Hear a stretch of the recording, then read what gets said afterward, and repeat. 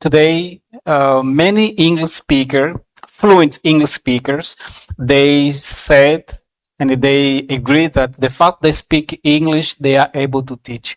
So, which are the consequences someone being taught with those guys? The fact that they speak English, they can teach. Before, they do not give a who about attaining training course. Exactly. Yeah. So, which are the consequences, and what do you have to say about this? Okay, this is dangerous. Yeah. And I wouldn't go straight to your question, but I would invite Good, you good. and other panelists to think about different professions. Okay. Let's think about going to the hospital and you have scheduled an appointment. You have an appointment with the doctor, and then once you're there, you realize that the doctor is not trained in the field. He's not certified. So of course, anyone would be worried about that. So I have an appointment with the doctor, and now I know that the so-called doctor is not really a doctor. So anybody would be worried about being there with that doctor, because we know what might happen. Okay. It would be the same thing with other professions, especially if you would have to hire someone to do a job for you, and then you know that the person is not specialized. So this is one thing I wanted you to reflect on.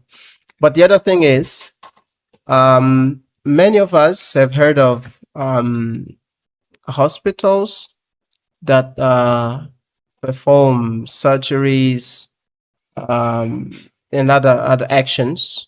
I would say connected to medicine. Great. And then nobody complains when they do their job successfully.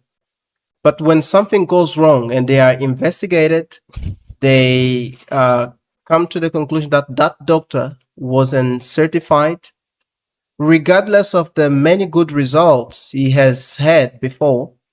They are usually taken to the jail. They go to jail because they were performing a legal job.